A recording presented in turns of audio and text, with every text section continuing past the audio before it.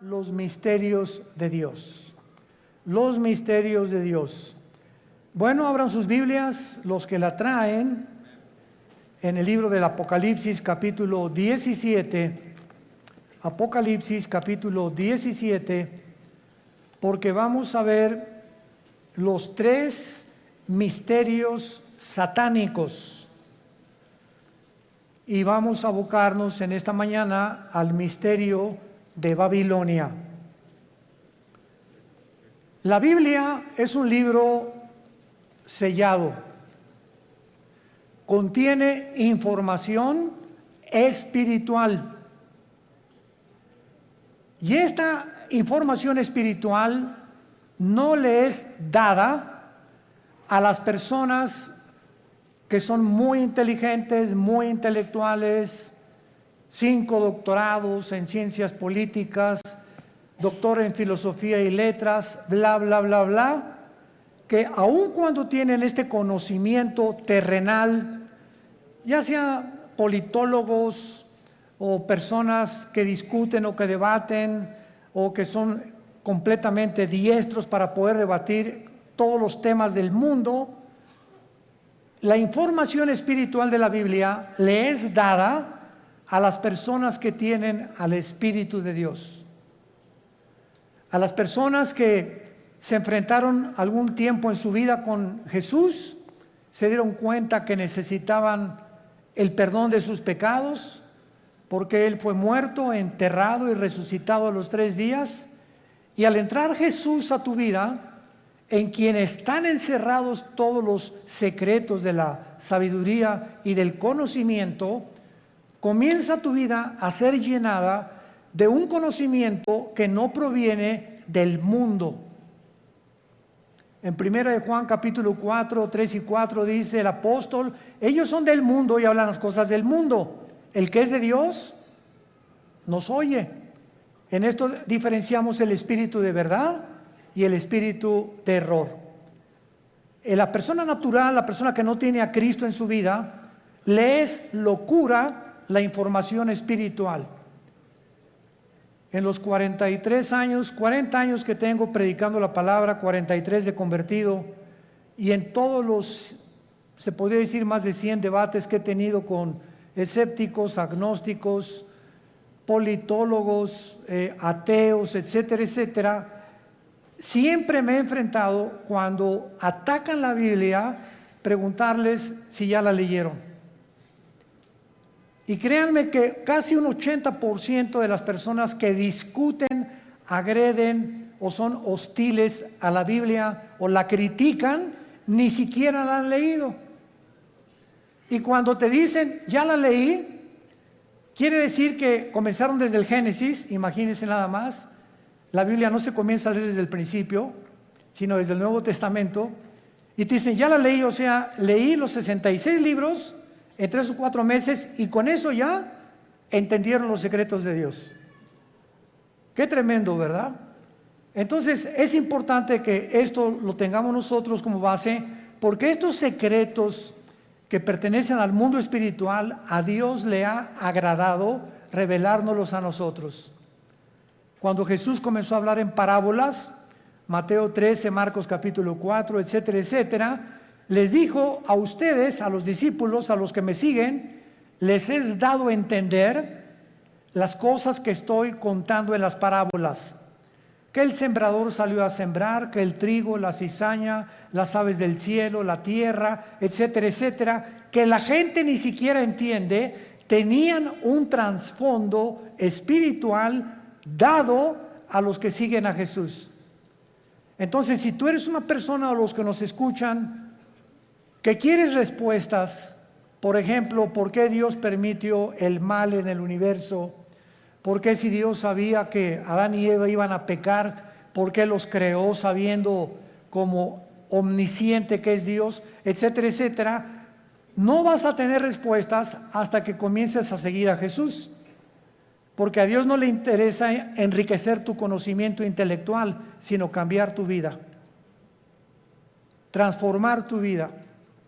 Entonces les digo a los discípulos, ustedes que ya me siguen, a ustedes les voy a dar a revelar y a que entiendan, les voy a abrir el entendimiento para que comprendan las cosas que la gente común y corriente, por muy inteligente que sea, no las puede entender.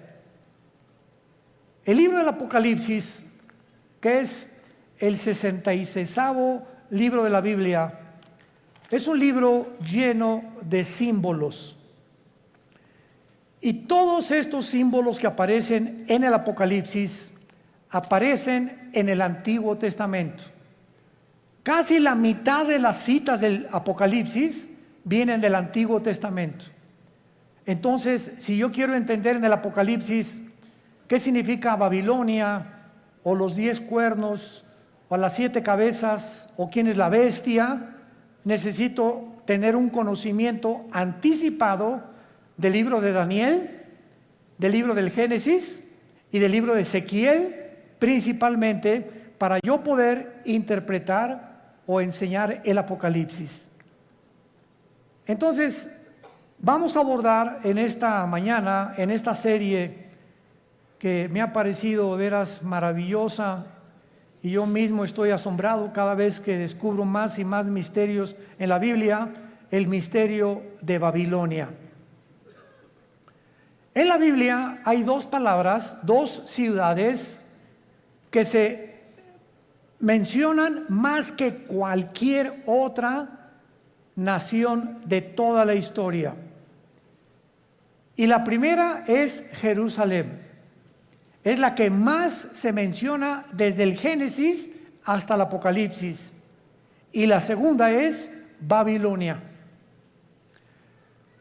Cuando la Biblia termina en el Apocalipsis mencionando a Babilonia, a una ramera que vamos a ver ahorita, por eso se le llama un misterio, porque es la madre de las rameras y de las abominaciones de la tierra.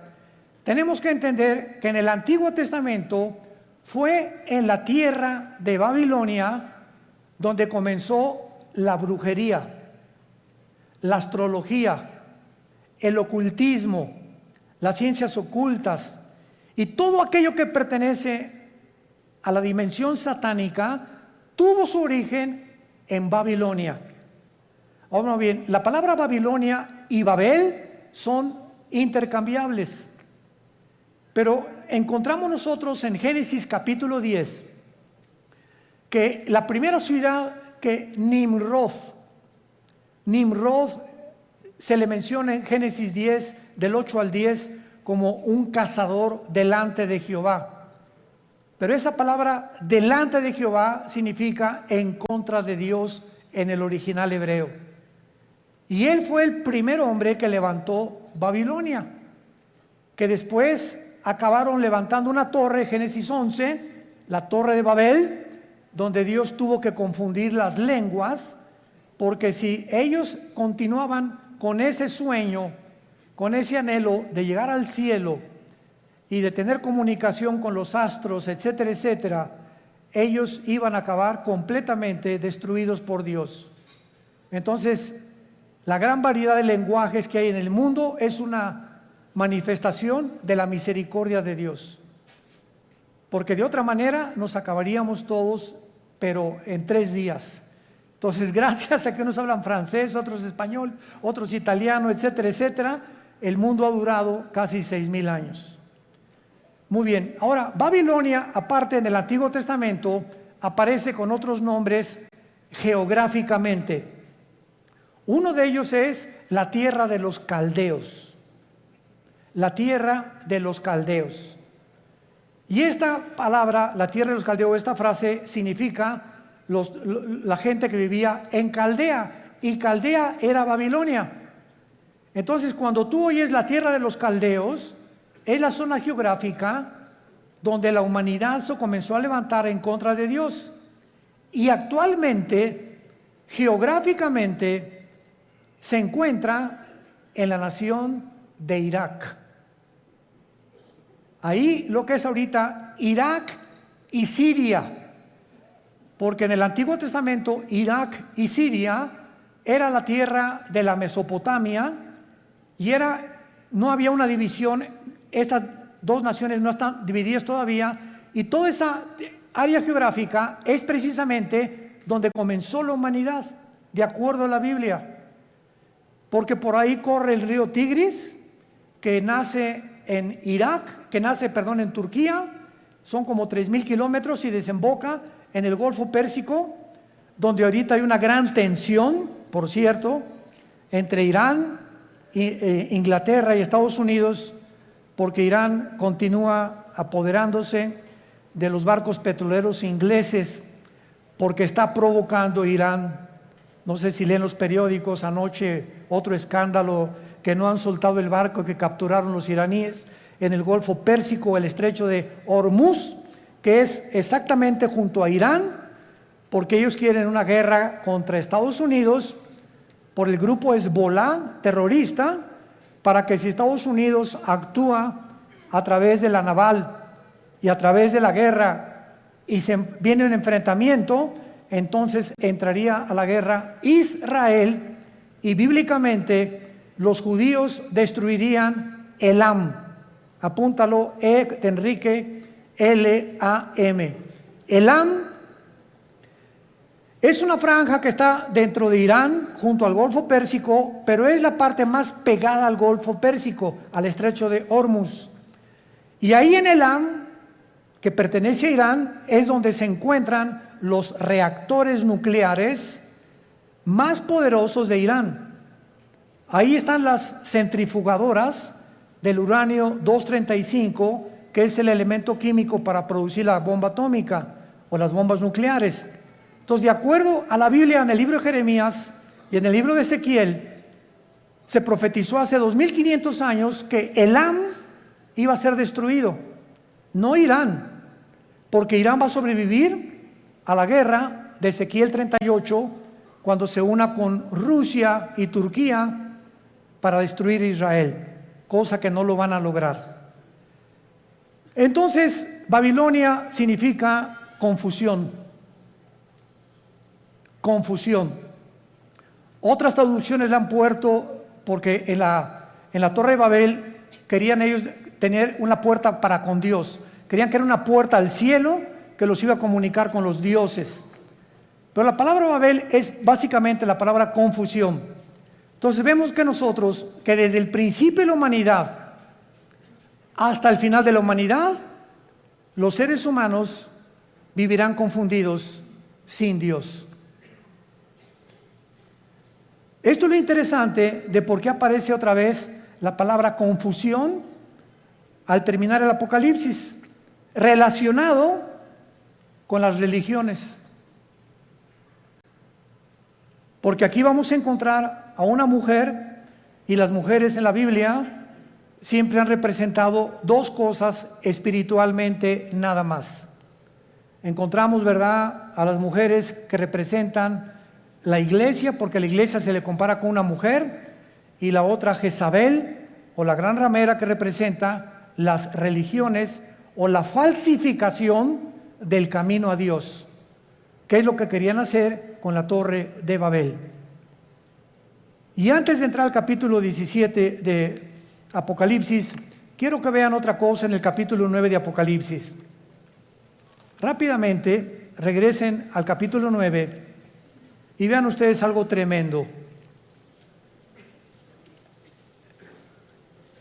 Vemos nosotros en la sexta trompeta, Apocalipsis 9, versículo 13 en adelante, de qué manera se describe en la sexta trompeta uno de los ríos que atraviesan Babilonia. El sexto ángel tocó la trompeta y oí una voz de entre los cuatro cuernos del altar de oro que estaba delante de Dios, diciendo al sexto ángel que tenía la trompeta: desata los cuatro ángeles que están atados junto al gran río Bravo. ¿Eso dice? No, ¿verdad? Junto al Nilo. Tampoco. Qué interesante que hay cuatro principados satánicos ahorita atados junto al río Éufrates, que es el río que atraviesa Irak y Siria. y que desemboca en el Golfo Pérsico, donde hay una gran posibilidad que está ahí una próxima guerra. En otras palabras, de acuerdo a la Biblia, el área geográfica más endemoniada que hay, más satánica, más que el Teposteco y más que cualquier otro lugar donde hay brujería a la mexicana, es Irak e Irán. Ahí están 4 principados atados, y dice la Biblia, y fueron desatados, versículo 15, los 4 ángeles que estaban preparados para la hora, el día, el mes y el año, a fin de matar a la tercera parte de los ángeles. En otras palabras, el mundo que vivimos actualmente está bajo el control de ángeles, pero no ángeles buenos, ángeles caídos. Y la Biblia nos corre las cortinas y nos muestra que en esta época que estamos viviendo, que ya se va a acabar, vamos a entrar a donde ya los ángeles caídos serán completamente derrotados, y entrará Cristo con la iglesia a gobernar el mundo por 1000 años, después la Nueva Jerusalén, después la eternidad. Pero dice Hebreos capítulo 2, Dios no sujetó el mundo venidero a los ángeles. O sea, el mundo que viene después del de nosotros, ya los ángeles no van a tener parte, ahorita sí la tienen. Y esto lo explica el capítulo 10 de Daniel, el capítulo 7 de Daniel, el capítulo 2 de Daniel, Ezequiel capítulo 28, Isaías capítulo 14, etcétera, etcétera, donde cada nación, Grecia, Egipto, los medos, los persas, los romanos, los babilonios, todos tenían ángeles que les decían a los gobernantes lo que tenían que hacer. Y eso el mundo pues no lo sabe, ¿verdad? Por eso se nos manda a orar por nuestro gobierno, porque hay ángeles que están influenciando tremendamente los asuntos del mundo terrenal donde tú y yo vivimos. Muy bien, vayamos pues a Apocalipsis 17 y veamos este conflicto y este misterio que vamos a resolver, que es el primero de Babilonia. Vino entonces uno de los 7 ángeles que tenían las 7 copas y habló conmigo diciéndome: ven acá, te mostraré la sentencia contra la gran ramera, la que está sentada sobre muchas aguas. Brínquense al versículo 18. ¿Quién es la ramera? Y la mujer que has visto es una ciudad. ¿Ven cómo la Biblia se interpreta a sí misma? No es de interpretación privada la Biblia. La misma Biblia se interpreta a sí misma. Y la mujer que has visto es la gran ciudad que reina sobre los dioses de la tierra. O sea, antes de seguir abordando, la Biblia profetiza en este capítulo que vendrá una ciudad que se va a levantar en el mundo religiosa. Y que esta ciudad religiosa está mezclada con la política. Y que al mismo tiempo esta ciudad va a gobernar la política durante 3 años y medio, y la política que va a reiniciarse con el anticristo va a matar a la mujer, o sea, va a incendiar esta ciudad, y entonces los últimos 3 años y medio de la gran tribulación vendrá la persecución del anticristo. Entonces, los primeros 3 años de la tribulación, la persecución es religiosa. Y los últimos 3 años es política. Y esto es interesantísimo, porque la unión de la religión con la política ha sido durante toda la historia. Un ejemplo, para que no se empachen. ¿Cuáles son los 2 poderes que mataron a Cristo? Los 2 espíritus que mataron a Cristo. El espíritu religioso, no fue el espíritu comunista, ni socialista, ni el espíritu ateo, fue el espíritu religioso y el espíritu político. Cuando salió Pilato ante el pueblo, le gritaron los líderes religiosos: crucifícale. El poder religioso, representado por los fariseos, influyó en el poder político de Pilato. Él representaba como procurador, y Pilato se lavó las manos y dijo: es que yo no encuentro ningún mal en este hombre. Y entonces ellos comenzaron a gritarle: crucifícale, crucifícale y entréganos a Barrabás. Porque la costumbre era que cada Pascua se soltara a un preso político. Entonces vemos nosotros cómo el poder político cede a la presión del poder religioso, y entre los dos se encargan de matar al Mesías del mundo. Y desde entonces, antes y por toda la historia, vemos todos los emperadores con brujos. Siempre los emperadores y los presidentes y los gobernadores siempre han tenido personas del mundo del ocultismo. Dichosos los que se han salvado y han tenido cristianos de consejeros, pero siempre han estado consultando a los brujos, a los astrólogos, a los ocultistas. Los invitan a sesiones espiritistas para que invoquen espíritus, pero la unión entre el mundo religioso del oculto, lo vamos a descubrir. El mundo religioso pertenece al ocultismo. Se van a sorprender de muchas cosas, y por eso es tan satánico, porque es el que controla el gobierno político. Y así ha sido durante toda la historia. Y cuando el anticristo, antes de que él pueda tomar el poder del mundo, va a necesitar, Apocalipsis 13, al falso profeta.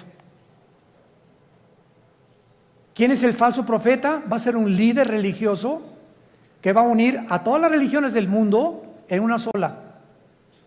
Y cuando ya el anticristo vea que ellos le pavimentaron el camino para que su gobierno político pudiera emerger, entonces el anticristo quema a esta ciudad donde se van a concentrar las religiones del mundo, y él se proclama, segunda de Tesalonicenses 2, 3 y 4, el único Dios, donde el mundo lo adora como adoraron a los césares romanos, como dioses. Te mostraré la sentencia contra la gran ramera. O sea, aquí hay un juicio contra una ciudad. Es lo primero que acabamos de despejar, esta incógnita. Esta ramera representa a una ciudad que está sentada sobre muchas aguas. Las muchas aguas en la Biblia son las naciones, como lo interpretó el versículo 18. Y dice así, versículo 2: con la cual han fornicado los reyes de la tierra, y los moradores de la tierra se han embriagado con el vino de su fornicación. Este ángel viene para enseñarle a Juan un juicio, una sentencia que viene decretada del tribunal cósmico de Dios. Quiero que sepas que voy a juzgar a este sistema religioso, y es muy importante que a esta ciudad se le da el nombre de ramera. Vamos a explicar esto. La palabra prostitución en la Biblia es una palabra que puede tener un uso apropiado cuando algo lo apropias de la manera correcta, o un uso inapropiado. Cuando el sexo se vende, o cuando alguien entrega su cuerpo a cambio de algo, se llama prostituirse. Entonces, cualquier persona que tenga relaciones sexuales porque va a recibir ya sea dinero o una mejor posición, o porque el jefe de tu trabajo te invitó a Acapulco porque te va a ser su secretaria particular con el doble de sueldo, tú te estás prostituyendo. Pero no solamente en ese aspecto se puede usar la palabra prostituirse, también se puede usar en el ministerio cristiano. Cuando, por ejemplo, un pastor sabe que un miembro de su iglesia vive en adulterio, y viene la esposa y nos dice: mi esposo vive en adulterio, pero resulta que don Pancho, el que vive en adulterio, el gordito rabo verde sinvergüenza, fue el que puso el techo de la iglesia y es el que más diezmos está dando. Entonces, si un pastor, por saber que don Pancho es el que más económicamente está ayudando a la iglesia, y ese pastor no disciplina a don Pancho, ese pastor es un prostituto. Ha prostituido su ministerio, se vendió. ¿Me van siguiendo? Siempre que tú cedes a tus convicciones por dinero o por un interés, te estás vendiendo. En la Biblia es la palabra fornicar. Por eso más adelante dice que esta ciudad ha fornicado, ha tenido relaciones ilícitas con los gobiernos. Y la iglesia no tiene que haber separación entre iglesia y el Estado. La separación gubernamental y políticamente entre la iglesia y el Estado es beneficiosa, es saludable, porque ningún Estado, ningún gobierno puede imponer. Hagan de cuenta que en México surge un presidente cristiano. Este presidente de ninguna manera debería atreverse a imponer el cristianismo en la República Mexicana, porque se coartaría la libertad, porque todos somos libres de manifestar las creencias en las cuales nosotros creemos. Pero cuando ya se impone una religión a través de la muerte o de la Inquisición o de la tortura con el beneficio de la iglesia, es cuando vemos que ese sistema se ha prostituido. Se ha prostituido, porque a la iglesia no le corresponde juzgar a los malos, eso le pertenece al Estado. El Estado usa el Estado de Derecho para castigar a los malos, silla eléctrica o pena capital o pena perpetua, lo que sea. La iglesia tiene la función de predicar el Evangelio para que el corazón del ser humano sea transformado. La justicia la aplica el Estado, no la iglesia. Para que me vayan siguiendo con mucho cuidado. Esto es muy importante, porque el otro día escuché una conferencia de un grande teólogo que me sorprendió con lo que dijo, y me dice: de todos los países a los que yo he visitado en Latinoamérica, el más inculto y el que más ignorante es de todo lo que está pasando, México lindo y querido. Sentí algo bien feo aquí adentro de mí. Se considera el país más ignorante y más inculto de todo lo que está pasando políticamente, religiosamente, etc. Como que si al mexicano no le importa más que el Calimán y las telenovelas y el América, desde luego. Además vive el América. Bueno, pero esto es tremendo, ¿verdad? Y otra cosa que también me sorprendió es que un análisis que hizo las Naciones Unidas fue que en Europa el promedio de la gente normal, desde los 10 años de edad hasta los 25 o 30 años de edad, cualquier europeo de cualquier nación de Europa ha leído antes de los 25 años por lo menos 6, 7 libros al año. Y en México, 1 al año. Y con trabajo no lo acabaron. ¿Se imaginan? Estamos con el esto, con el Calimán, la televisión, ausentes completamente de cultivar nuestro espíritu, nuestra mente intelectual. Me gradúo de abogado y jamás me vuelvo a meter a la jurisprudencia ni a los libros. Me gradúo de médico, no me actualizo con todos la tecnología impresionante en la medicina que hay actualmente. Por ejemplo, no sé cuántos de ustedes han notado que ya no uso lentes. Asústame. No es para que se asusten, ¿verdad? Pero es increíble. Tengo como 40 años usando lentes. Yo tenía hipermetropía, astigmatismo y no podía leer. Ahorita tengo una visión de 20/20, impresionante. ¿Saben lo que me hicieron? Resulta que ahí en Dallas, Texas, está uno de los médicos oftalmólogos que trajo el rayo láser. Pero a mí no me hicieron nada más el rayo láser, sino que me hicieron 2 implantes de la oftalmología, 2 implantes intraoculares. O sea, me metieron 2 ojos o 2 lentes, no sé. Y cuando yo le pregunté al oftalmólogo después, duró 16 minutos la cirugía. Primero uno y como al mes me hicieron el otro. Y le dije, bueno, ¿cómo está esta explicación? Y me dice, mira, hay 5 tipos de lentes. El que te metimos a ti se llama ultralight. ¿Qué significa esto? Con un rayo láser te perforamos una incisión milimétrica y por un tubo te metimos un lente envuelto como un taco. Y entró el lente y dentro de tu ojo se abrió como una tortilla. Y entonces se tiene que ir pegando a la parte de atrás, al tejido. Y en ese momento, bueno, me dieron entrenamiento, ¿verdad? Todos los días me dieron que tenía que hacer una pluma así, acercármela a todo, nomás como 50 o 100 veces hasta que ya pudiera leer de cerquito. Ahorita ya no necesito nada, ya puedo ver de lejos, ya la luz casi no me molesta. Pero es impresionante la tecnología de la oftalmología y de todas las demás ramas de la ciencia del siglo XXI.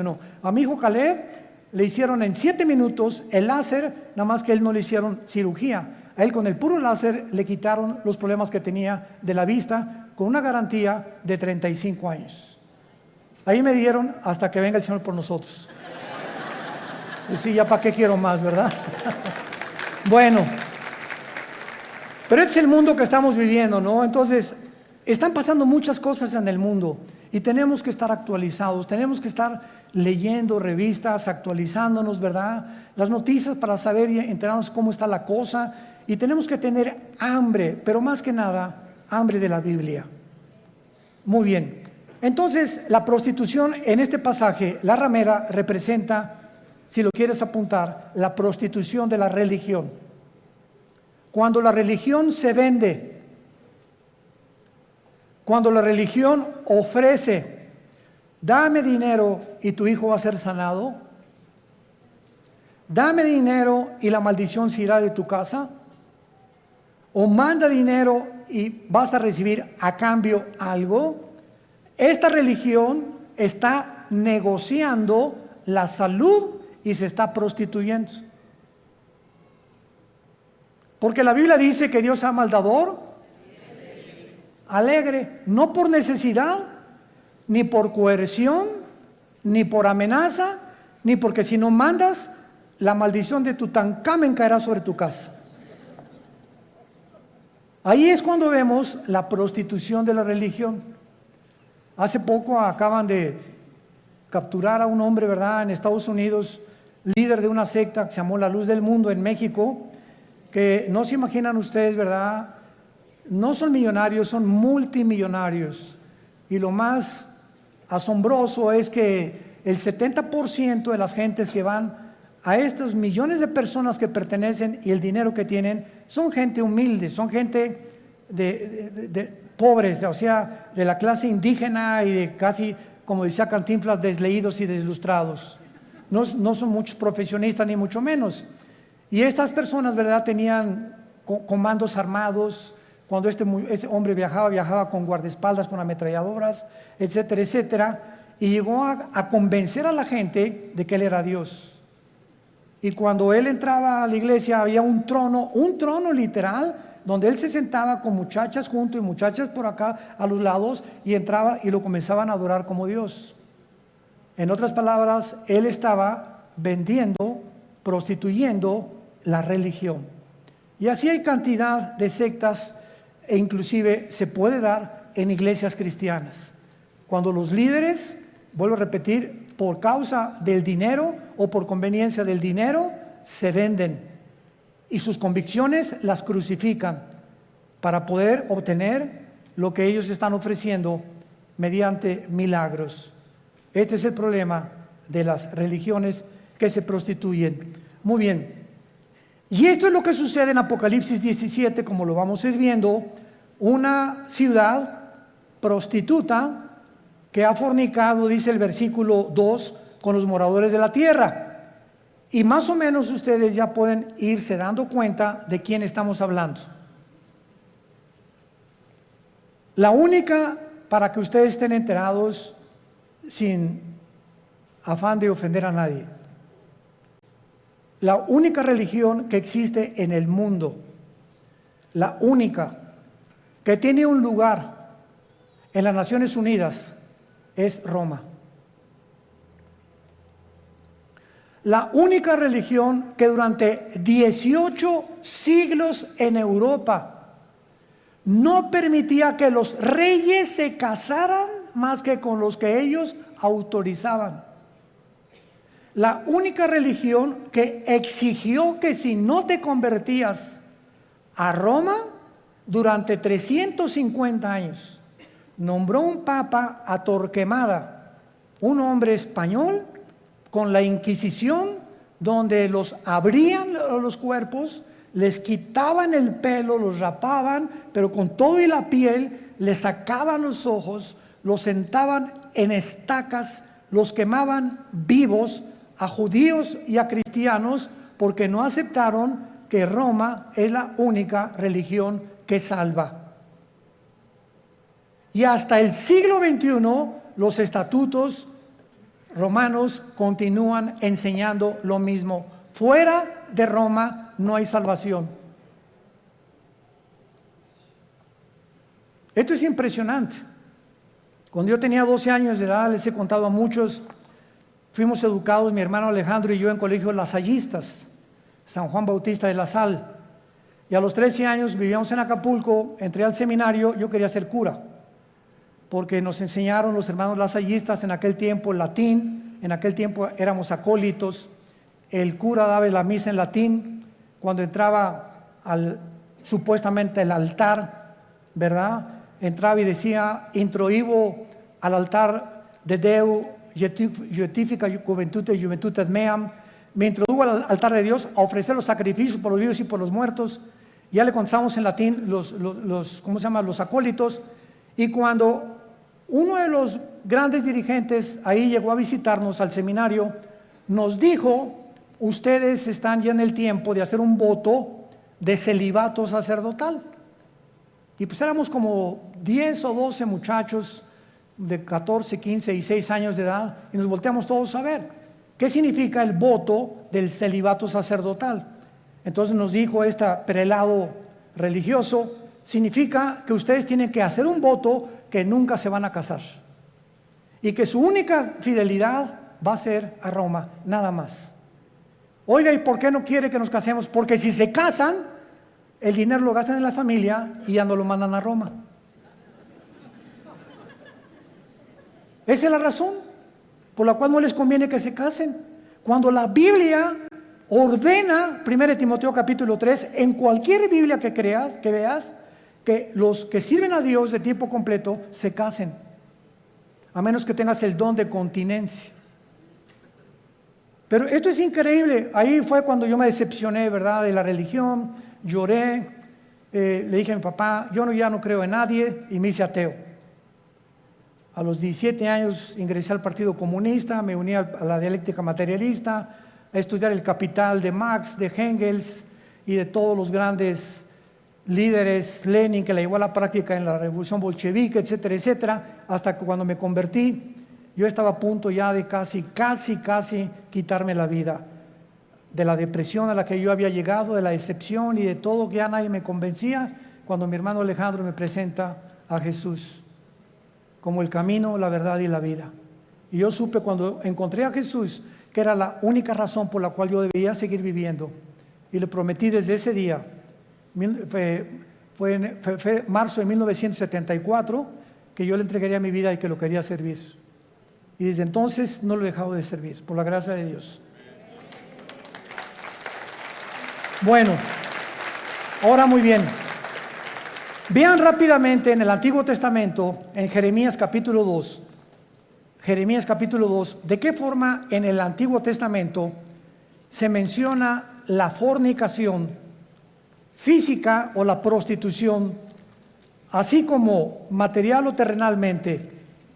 Una mujer se puede vender por dinero, la cual se le llama prostituirse, o un hombre también. Espiritualmente, Dios usa el mismo término cuando tú le dejas a Él por los ídolos, o cuando dejas a Dios por otras cosas más importantes que Él. Dice Jeremías capítulo 3. Dicen, si alguno dejare a su mujer yéndose esta de él y se juntare a otro hombre, ¿volverá a ella más? ¿No será la tierra del todo amancillada? Tú pues, le está hablando Dios a Israel, has, ¿qué cosa? Fornicado con muchos amigos. Pero no se está refiriendo Dios a la fornicación física sexual. Veámoslo. Mas vuélvete a mí, dice Jehová, alza tus ojos a las alturas y ve en qué lugar no te hayas prostituido, junto a los caminos te sentabas, para ellos como árabe en el desierto, y con tus fornicaciones y con tu maldad has contaminado la tierra. Por esta causa las aguas han sido detenidas y faltó la lluvia tardía, y has tenido frente de ramera y no quisiste tener vergüenza. Dios acusa a Israel de fornicar con los ídolos, que es lo mismo cuando un hombre se va con una mujer que no es su esposa, o cuando un muchacho tiene relaciones con su novia sin casarse, está fornicando. Ella se está entregando a él o por conveniencia, o él con ella. Se están prostituyendo los dos. Y cuando tú espiritualmente dejas a Dios y abrazas cualquier otra área de la vida por olvidarte la palabra de Dios, has prostituido tu llamado. Estás fornicando. En otras palabras, en la Biblia, la idolatría se le compara con la fornicación sexual. Ahora veamos y confirmémoslo en Santiago capítulo 4, en el Nuevo Testamento, y dice así el apóstol Santiago. Santiago capítulo 4, versículo 4. Santiago 4, versículo 4. Oh almas, ¿cómo se les llama? Adúlteras, pero no porque se hayan ido con otra mujer. ¿No sabéis que la amistad del mundo es enemistad contra Dios? Cualquiera que se quiera ser amigo del mundo se constituye enemigo de Dios. ¿O pensáis que la Escritura dice en vano, el Espíritu que Él ha hecho morar en nosotros nos anhela celosamente? Vemos ya que también en el Nuevo Testamento la fornicación puede ser espiritual o puede ser de carácter sexual.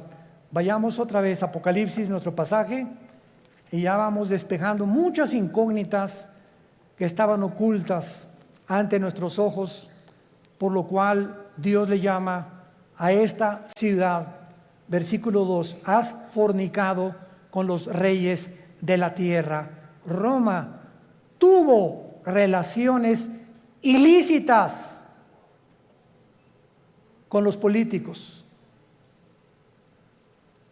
Cuando Constantino en el año 325 después de Cristo, apúntalo, fue el último emperador romano,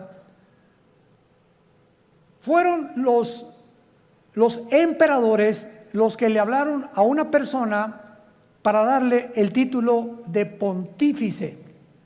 Fue el primer título que se le dio a un dirigente en Roma. La palabra pontífice significa constructor de puentes en el latín. Constructor de puentes, o sea, vamos a nombrar a una persona, síganme con cuidado, que tenga relación con Dios y que nosotros a través de esa persona podamos comunicarnos con Dios. Cuando 350 años antes, la Biblia dice, porque no hay más que un solo mediador, Hechos 4:12, entre Dios y los hombres, Jesucristo. Entonces, Roma toma el lugar de Jesús y dicen que ellos a través actualmente de cualquier cura o cualquier padre te tienes que ir a confesar. Él te da una penitencia de, no sé, 30, 40 veces Marías o lo que tú quieras decir, y en ese momento tus pecados son perdonados. ¿Qué dice la Biblia? Que no tenemos ya a nadie desde Cristo en nuestros días a quien contarle nuestros pecados más que a Jesucristo, hombre. Primera de Juan 1, 8 y 9. Si confesamos nuestros pecados, Él es fiel y justo para perdonarnos y limpiarnos de toda maldad. ¿Se dan cuenta cómo cuando comenzamos a estudiar se nos comienzan a caer las vendas? Pero cuando el mexicano o el latinoamericano no quiere estudiar y no quiere leer, te puedes quedar 20, 30 años y te encierras en una cárcel de religión.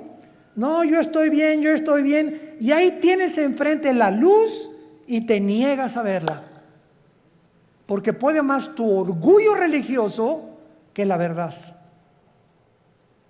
Juan capítulo 3, y esta es la condenación, que la luz vino al mundo y los hombres amaron más las tinieblas que la luz, porque sus obras eran malas. Muchos no quieren venir a la luz, no porque no puedan, sino porque no les conviene. Prefieren permanecer en esa cárcel que salir de esa cárcel y servir al Dios vivo y verdadero. Veamos ahora en segundo lugar que dice el versículo 2, que esta relación ilícita que le llama fornicar con los reyes de la tierra, o sea, una relación política religiosa que no debe existir. Los moradores de la tierra se han embriagado con el vino de su fornicación. La palabra embriagarse, ustedes saben, es emborracharse, pero no con tequila herradura, ni con mezcal, sino aquí también se usa en el sentido que la religión embriaga a las personas, las emborracha, les nubla el entendimiento y los convierte en ovejitas con un pastor ciego. Entonces, cuando tú estás en algún movimiento religioso y abundan en el mundo entero y no entiendes, ni lees, ni conoces, sigues como borrego, simplemente porque pues ahí va tu familia, o porque ahí van tus amigos, o porque te cautivó esa persona que se dicen dioses, etcétera, etcétera, estás como borracha. Caes en una trampa tremenda. ¿Se acuerdan de Jim Jones? 1978, que se llevó a 1,000 personas a la Guyana junto a Venezuela. ¿Se acuerdan de David Koresh, que en Waco, Texas, dijo que él era el ángel del Apocalipsis? ¿Se acuerdan de Juan Carlos Miranda, recientemente, que dijo que él era primero el anticristo, pues que era Jesucristo? Y así este señor de la luz del mundo, que dijo que él era también el único que debían de adorarlo, y cuando llevaba en su haber 7 o 4 niñas violadas. ¿Qué le pasa al mundo? Te puedes preguntar, ¿no? O sea, qué fácil somos engañados, qué fácil es caer en una secta por no estudiar. Mi pueblo pereció porque no tuvo conocimiento. ¿Ven la importancia de prepararnos? Ahora veamos aquí en el versículo 3 que el Espíritu Santo traslada o transporta a Juan a un desierto. Y ahí en el desierto tiene una visión tremenda el apóstol Juan. ¿A quién ve a Juan? ¿A quién ve? A una mujer sentada sobre una bestia escarlata. El color escarlata es el color de los dragones, es un color rojizo, que es el color que se asocia con la sangre, con la guerra y también con Satanás. Entonces vemos ahí una mujer sentada o montada sobre una bestia escarlata, y esta bestia tenía llena de nombres de blasfemia, que tenía 7 cabezas y 10 cuernos. Nuestro paso actualmente ahorita es tratar de descifrar qué significa la mujer sentada sobre esta bestia. Muy bien, esta bestia en el versículo 8 nos da la interpretación. La bestia que has visto era y no es, y está para subir del abismo e ir a perdición. Número 1, esta bestia es el nombre que el Espíritu Santo le da a una imagen o a un principado satánico que ya había existido antes en el mundo. ¿Se acuerdan de los 4 ángeles atados junto al río Éufrates? ¿Quiénes creen ustedes que sean esos 4 ángeles? Porque si estaban atados no es porque vivían en Disneylandia. ¿verdad? Sino que eran 4 ángeles que ocasionaron un daño tan grande en la historia humana que Dios los encerró y los va a soltar al final de la gran tribulación, cuando nosotros ya no estemos ahí. Pero en el capítulo 10 de Daniel se nos revela que cuando Dios envió un ángel a la tierra para comunicarle a Daniel el futuro de Israel con la profecía de las 70 semanas, otro principado satánico se atravesó y lo interrumpió durante casi 3 semanas, que mientras había una guerra en la dimensión espiritual, Daniel se encontraba en la tierra orando. En esas 3 semanas hubo una guerra espiritual sin que Daniel lo supiera. Y esas oraciones de Daniel hicieron que viniera el ángel y bajara Miguel, el arcángel y comandante en jefe de las huestes de los ángeles buenos de Dios, para que ese ángel fuera librado y llegara a la tierra, a Jerusalén, a Babilonia, y le entregara a Daniel el recado. Y entonces ahí el ángel le dice a Daniel: me detuvo el ángel de Persia. En otras palabras, el principado que estaba gobernando el imperio pérsico, que es el imperio de Irán, porque en 1935 se le cambió de Persia a Irán, era un principado satánico. ¿Y cuáles son los 4 imperios que Daniel menciona? Babilonia, los medos y los persas, los griegos y los romanos. Estos 4 ángeles del Apocalipsis de la 6ª trompeta son los 4 ángeles que estuvieron al frente de los más grandes imperios del pasado y que fueron imperios antisemitas. Y van a volver otra vez a resurgir. Pero aquí hay un ángel que está en el abismo. ¿Qué es el abismo? Muy bien, la Biblia nos habla de que hay prisiones en el centro de la tierra. Una es el infierno. ¿Quién está en el infierno? ¿Tu comadre? ¿Tu tía? ¿Tu tío? No sabemos, ¿verdad? El infierno es el lugar de los espíritus humanos, nada más, desde Adán hasta nuestros días, que bajan al centro de la tierra. Todos los que murieron sin Cristo o rechazaron la salvación se encuentran en el infierno. En el infierno no hay demonios. Ahora, el lugar de los demonios, cuando Cristo vino al mundo, el gadareno le dijo a Cristo, ¿verdad? O cuando los iba a sacar del endemoniado, le dijeron a Cristo: no nos mandes al abismo, déjanos meternos en los puercos, porque los demonios saben que al bajar al abismo ya no salen hasta Apocalipsis capítulo 9, que se les va a abrir la puerta y van a invadir el mundo. ¿Se imaginan? Ahorita hay maldad. Ahora imagínense con todos los demonios sueltos. Entonces en el abismo están los demonios, en el infierno los seres humanos, en el Abadón o en el Tartarus están los ángeles caídos que Dios ha guardado por ahí y que también serán soltados después. Y hay otros ángeles que están guardados y que ya nunca jamás, por toda la eternidad, van a ser soltados. Entonces la Biblia nos muestra claramente que esta bestia que estaba viendo Juan, no hay otro nombre más que bestia para darle, porque la palabra bestia en el griego significa algo cruel, rapaz, sanguinario, que no se le puede comparar a un tigre, ni a una hiena, ni a un león, ni a una águila. No hay ningún animal comparado, y por eso se le adjudicó el nombre de bestia. Y esta bestia es el anticristo. ¿Qué nos dice la Biblia? Que cuando surge el anticristo, que lo más seguro es que el diablo va a tener relaciones con una prostituta. Y de esta relación van a ser el anticristo. ¿Cuándo entra el espíritu al cuerpo humano? Cuando mi papá se juntó con mi mamá, el cromosoma Y de mi papá se juntó con el óvulo de mi mamá, doble X, se formó una célula de 46 cromosomas que le llaman el cigoto o el cigote, ¿verdad? Y después ahí es el feto y ahí se va formando la criatura. La pregunta es la siguiente: ¿cuándo entra el alma humana o el espíritu al cuerpo humano? Esta pregunta ha hecho que los mismos científicos estén debatiendo actualmente cuándo se aborta y cuándo no se aborta.